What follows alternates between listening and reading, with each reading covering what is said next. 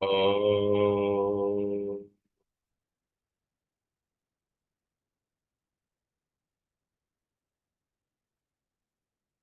कूजन्तं राम रामेति मधुरं मधुराक्षरम् आरुह्य कविता शाखाम् वन्दे वाल्मीकिकोकिलम् वाल्मीकिर्मुनिसिंहस्य कवितावनचारिणः शृण्वन् रामकथानादम् को न याति परां गतिम्। यः पिबन् सततं रामचरितामृतसागरम् अतृप्तस्तं मुनिं वन्दे प्राचेतसमकल्मषम्। गोष्पदीकृतवारीशं मशकीकृतराक्षसम् रामायण महामालारत्नं वन्दे नीलात्मजम्। अञ्जनानन्दनं वीरं जानकी शोकनाशनं कपीशमक्षहन्तारं वन्दे लङ्का भयङ्करम्। भवतां समेषां श्रीमद् वाल्मीकि रामायण पारायणोपक्रमे हार्दं स्वागतम अभिनंदनम च। इस समय श्रीमद् वाल्मीकि रामायण का जो महात्म्य है, उस महात्म्य में उसका प्रथम अध्याय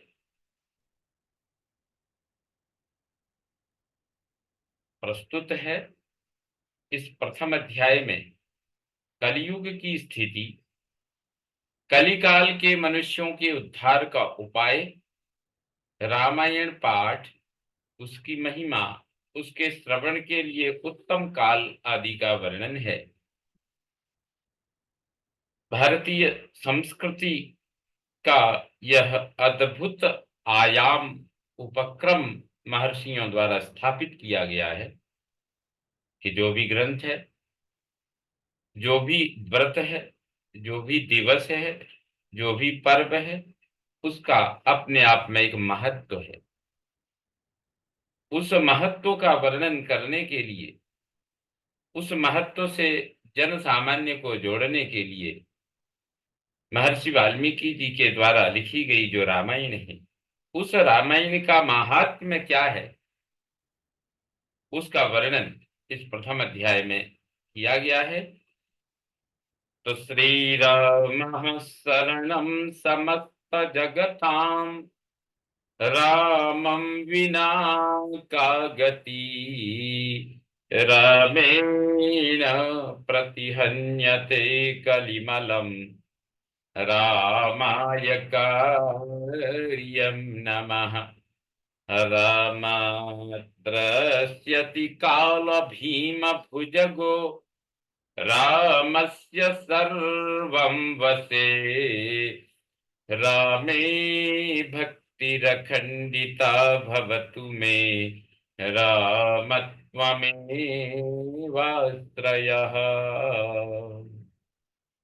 महात्म्य के वर्णन में यहाँ राम शब्द की जो 7 विभक्तियां हैं, उन विभक्तियों में राम शब्द का प्रयोग करते हुए श्री रामचंद्र जी की स्तुति की गई है। इसका अर्थ है श्री रामचंद्र जी समस्त संसार को शरण देने वाले हैं। श्री राम के बिना दूसरी कौन सी गति है। श्री राम कलयुग के समस्त दोषों को नष्ट कर देते हैं। अतः श्री रामचंद्र जी को नमस्कार करना चाहिए। श्री राम से काल रूपी भयंकर सर्प भी डरता है। जगत का सब कुछ भगवान श्री राम के वश में है। श्री राम में मेरी अखंड भक्ति बनी रहे। हे राम, आप ही मेरे आधार हैं। चित्रकूटालयं रामं इंदिरानंद मंदिरम वंदे च परमानंदम भक्तानाम अभयप्रदम। चित्रकूट में निवास करने वाली भगवती लक्ष्मी यानी सीता के आनंद निकेतन और भक्तों को अभय देने वाले परमानंद स्वरूप भगवान श्री रामचंद्र जी को मैं नमस्कार करता हूँ। ब्रह्म विष्णु महेशाद्य यस्यांसा लोक साधका नमामि देवं चिद्रूपम विशुद्धम परमं भजे। संपूर्ण जगत के अभीष्ट मनोरथों को सिद्ध करने वाले अथवा सृष्टि पालन एवं संहार के द्वारा जगत की व्यावहारिक सत्ता को सिद्ध करने वाले ब्रह्मा विष्णु और महेश आदि देवता जिनके अभिन्न अंश मात्र हैं, उन परम विशुद्ध सच्चिदानंदमय परमात्मा देव श्री रामचंद्र जी को मैं नमस्कार करता हूँ तथा उन्हीं के भजन चिंतन में मन लगाता हूँ। ऋषय ऊचुः भगवन् सर्वमाख्यातं यत्पृष्टं विदुषा त्वया संसार पाशबद्धानां दुखानि सुबहूनि च। ऋषियों ने कहा, भगवान आप विद्वान हैं, ज्ञानी हैं। हमने जो कुछ पूछा था वह सब आपने हमें भली भांति बताया है। संसार बंधन में बंधे हुए जीवों के दुख बहुत हैं, अनेक दुख हैं। तो एतत् संसार पाशस्य छेदकः कतमः स्मृतः कलौ वेदोक्त मार्गाश्च नश्यन्तीति त्वयोदिताः। इस संसार बंधन का उच्छेद करने वाला कौन है? आपने कहा है कि कलयुग में वेदोक्त मार्ग नष्ट हो जाएंगे। अधर्म निरतानां च यातनाश्च प्रकीर्तिता घोरे कलियुगे प्राप्ते वेद मार्ग बहिष्कृते पाखंडत्वं प्रसिद्धं वै सर्वैश्च परिकीर्तितम्। अधर्म परायण पुरुषों को प्राप्त होने वाली यातनाओं का भी आपने वर्णन किया है। घोर कलयुग आने पर जब वेदोक्त मार्ग लुप्त हो जाएंगे उस समय पाखंड फैल जाएगा। यह बात प्रसिद्ध है, प्रायः सभी लोगों ने ऐसी बात कही है।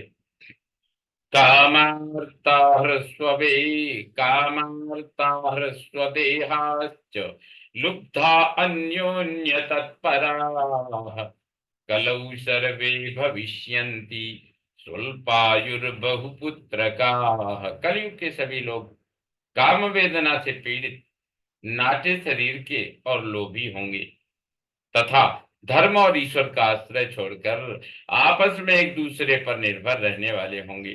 प्रायः सब लोग थोड़ी आयु और अधिक संतान वाले होंगे। स्त्रिय स्वपोषण परा वेश्याचरण तत्परा पतिवाक्य मनादृत्य सदान्य गृह तत्परा दुस्सीलेषु करिष्यन्ति पुरुषेषु सदा स्पृहाम्। उस युग की स्त्रियां अपने ही शरीर के पोषण में तत्पर और वेश्याओं के समान आचरण में प्रवृत्त होंगी। वे अपने पति की आज्ञा का अनादर करके सदा दूसरों के घर जाया करेंगी। दुराचारी पुरुषों से मिलने की सदैव अभिलाषा करेंगी। असद्वार्ता भविष्यन्ति पुरुषेषु कुलांगना परुषा नृतभाषिण्यो देह संस्कार वर्जिता। उत्तम कुल की स्त्रियां भी पर पुरुषों के निकट ओछी बातें करने वाली होंगी, कठोर और असत्य बोलेंगी तथा शरीर को शुद्ध और सुसंस्कृत बनाए रखने के सद्गुणों से वंचित होंगी। वाचालाश्च भविष्यन्ति कलौ प्रायेण योषिताः भिक्षवश्चापि मित्रादि नेह संबंध यंत्रिताः। कलयुग में अधिकांश स्त्रियां वाचाल, व्यर्थ बकवास करने वाली होंगी। भिक्षा से जीवन निर्वाह करने वाले सन्यासी भी मित्र आदि के स्नेह संबंध में बंधे रहने वाले होंगे। अन्नोपाधि निमित्तेन शिष्यान् बध्नन्ति लोलुपा उभाभ्यामपि पाणिभ्यां शिरः कण्डूयनं स्त्रियः कुर्वन्त्यो गृहभर्तॄणाम् आज्ञां भेत्स्य आज्ञां भेत्स्य भेत्स्यन्त्यतन्द्रिताः कुर्वन्त्यो गृहभर्तॄणाम् आज्ञां भेत्स्यन्त्यतन्द्रिताः। वे भोजन के लिए चिंतित होने के कारण लोभवश शिष्यों का संग्रह करेंगे। स्त्रियां दोनों हाथों से सिर खुजलाती हुई गृहपति की आज्ञा का जानबूझकर उल्लंघन करेंगी। पाखंडालापनिरताः पाखंड जन संगिनः यदा द्विजा भविष्यन्ति तदा वृद्धिं गतः कलिः। जब ब्राह्मण पाखंडी लोगों के साथ रहकर पाखंड पूर्ण बातें करने लगे तब जानना चाहिए कि कलयुग खूब बढ़ गया। घोरे कलियुगे ब्रह्मन् जनानां पाप कर्मिणां मनः शुद्धि विहीनानां निष्कृतिश्च कथं भवेत्। ब्रह्मन, इस प्रकार घोर कलयुग आने पर सदा पाप परायण रहने के कारण जिनका अंतःकरण शुद्ध नहीं हो सकेगा उन लोगों की मुक्ति कैसे होगी। यथा तुष्यति देवेशो देवदेवो जगद्गुरु ततो वदस्व सर्वज्ञ सूत धर्मवृतांबर।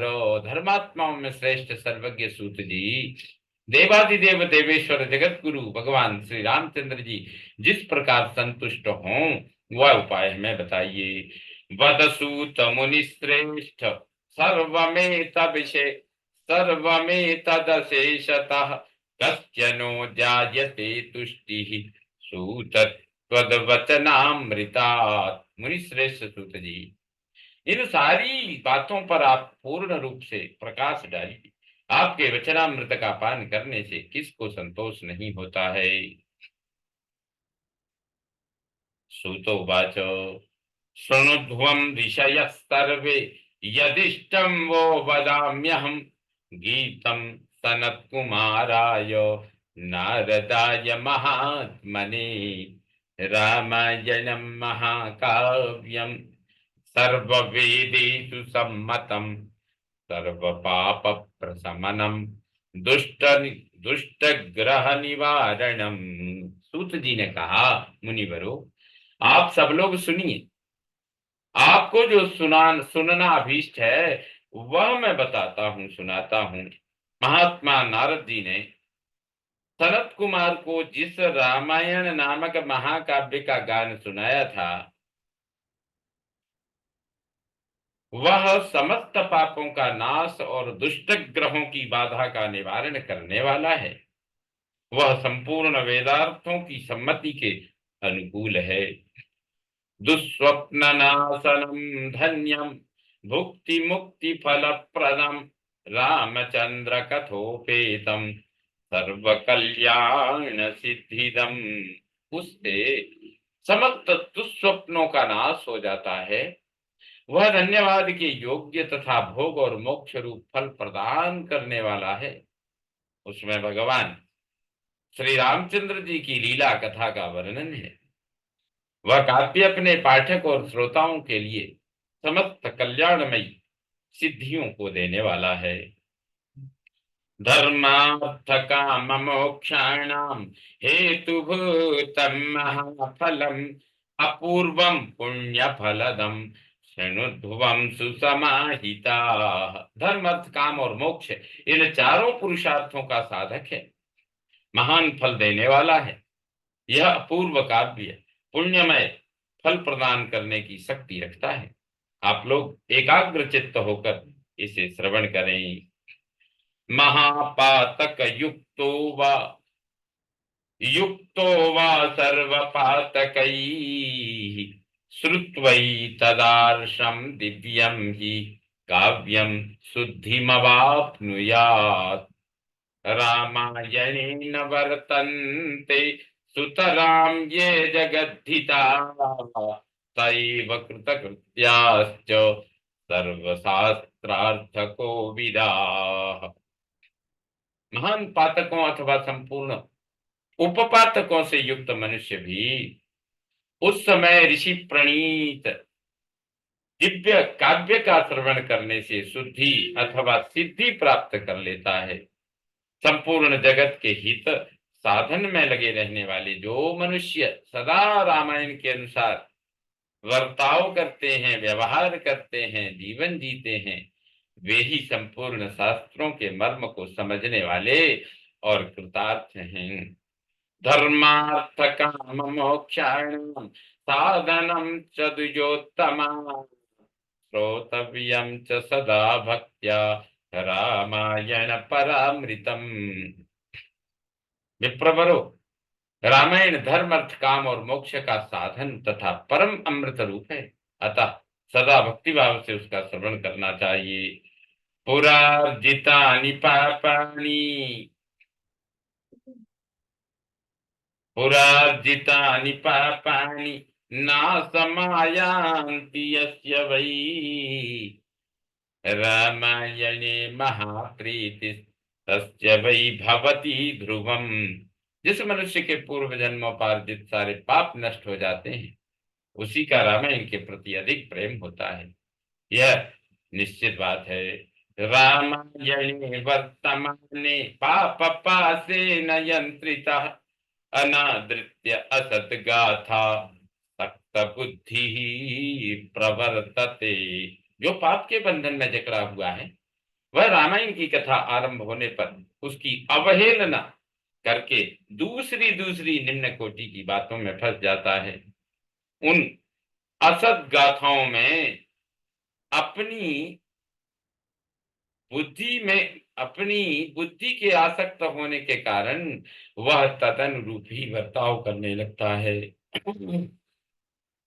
रामायणं नाम परम तु काव्यम सुपुण्यदं वै शृणुत द्विजेन्द्र यस्मिन् श्रुते जन्म जरादिनाशो भवत्यदोषः स नरोच्युतः स्यात् भवत्यदोषः स नरोच्युतः स्यात्। इसलिए द्विजेंद्रगण, आप लोग रामायण नामक परम पुण्यदायक उत्तम काव्य का श्रवण करें, जिसके सुनने से जन्म जरा और मृत्यु के भय का नाश हो जाता है तथा श्रवण करने वाला मनुष्य पाप दोष से रहित हो अच्युत स्वरूप हो जाता है। वरम वरेय्यम वरदम तु काव्यम संतारयत्यासु च सर्वलोकम संकल्पितार्थ प्रदमादि काव्यम श्रुत्वा च रामस्य पदम प्रयाति। रामायण काव्य अत्यंत उत्तम, वर्णनीय और मनोवांछित वर देने वाला है। वह उसका पाठ और श्रवण करने वाले समस्त जगत को शीघ्र ही संसार सागर से पार कर देता है।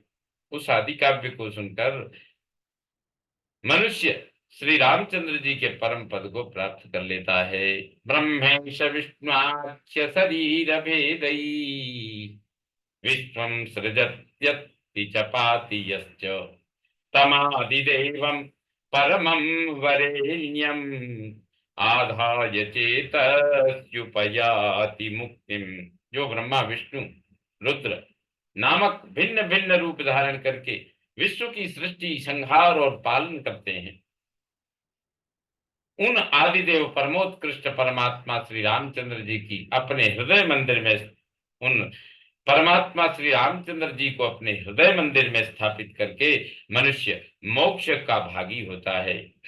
यो नाम जात्यादि विकल्पहीनः परावराणां परमः परस्यात् वेदांत वेद्य स्वरुचा प्रकाशः सवीक्षते सर्व पुराण वेदैः। जो नाम तथा जाति आदि विकल्पों से रहित, कार्य कारण से परे, सर्वोत्कृष्ट वेदांत शास्त्र के द्वारा जानने योग्य एवं अपने ही प्रकाश से प्रकाशित होने वाला परमात्मा है, उसका समस्त वेदों और पुराणों द्वारा साक्षात्कार होता है। इस रामायण के अनुशीलन से भी उसी की प्राप्ति होती है।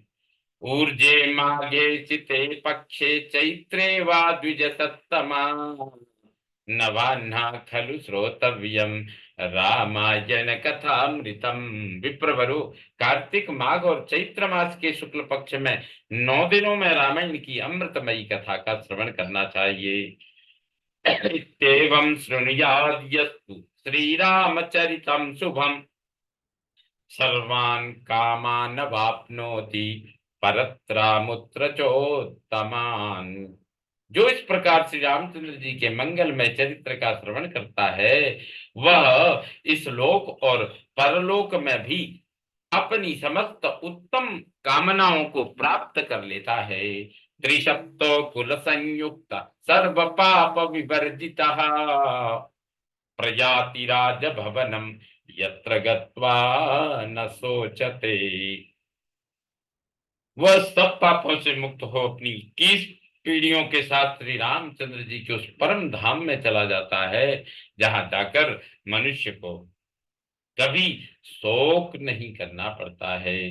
चैत्रे माघे कार्तिके च चिते पक्षे च वाचयेत् नवाहस्तु महापुण्यम श्रोतव्यम च प्रयत्नतः। चैत्र माघ और कार्तिक के शुक्ल पक्ष में परम पुण्यमय रामायण कथा का नवाह पारायण करना चाहिए तथा 9 दिनों तक इसे प्रयत्न पूर्वक सुनना चाहिए। रामायणम आदि काव्यम स्वर्ग मोक्ष प्रदायकम तस्माद् घोरे कलियुगे सर्वधर्म बहिष्कृते नवभिर् नवभिर्दिनैः श्रोतव्यम रामायण कथामृतम।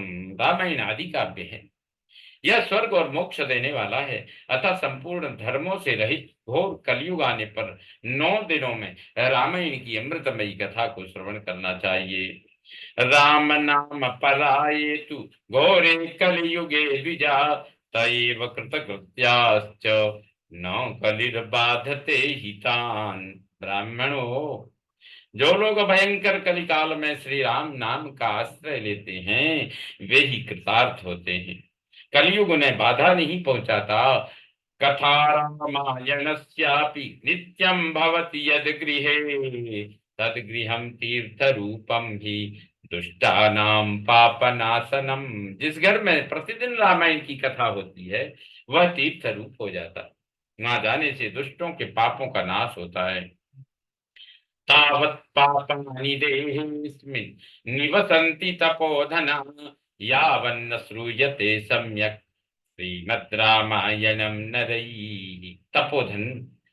तपोधनो, इस शरीर में तभी तक पाप रहते हैं जब तक मनुष्य श्री रामायण कथा का भली भांति श्रवण नहीं करता। दुर्लभैव कथा लोके श्रीमद् रामायणोद्भवा कोटि जन्म समुत्थेन पुण्येनैव तु लभ्यते। संसार में श्री रामायण की कथा परम दुर्लभ ही है।